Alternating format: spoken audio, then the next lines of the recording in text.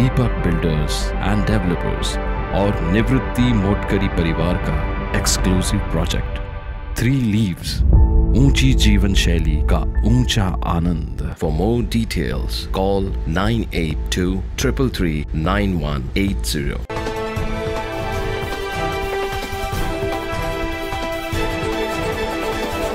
शिरपूर आगाराची बस मंगळवारी पहाटे 5 वाजता सप्तशृंगी गडावरून शिरपूरच्या दिशेने जात होती।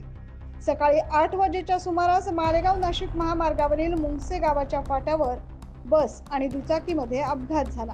या अपघातात दुचाकीवरील सीताराम सूर्यवंशी यांच्यासह सोबत असलेल्या एका नातीचा जागीच मृत्यू झाला, तर दुसरी मुलगी गंभीर जखमी झाली। तिला मालेगाव येथील खासगी रुग्णालयात उपचारासाठी दाखल करण्यात आले।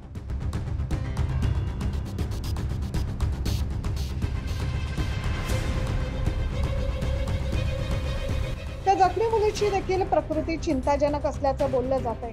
या घटनेच्या निषेधार्थ मुंगसे गावाजवळ संतप्त झालेल्या ग्रामस्थांनी नाशिक मालेगाव हा महामार्ग या ठिकाणी 2 तास रास्ता रोको केला। त्यामुळे महामार्गावर वाहतूक कोंडी झाली।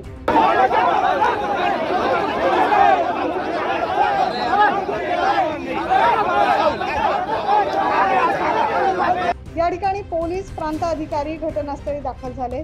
मुंगसे गावाजवळ महामार्गावर स्पीड ब्रेकर उड्डाण पूल व्हावा, तसेच अपघात प्रसंगी दोषींवर कारवाई करावी अशी मागणी ग्रामस्थ करतायत। 9 न्यूज महाराष्ट्रासाठी प्रतिनिधी कीर्तिकुमार मोरे।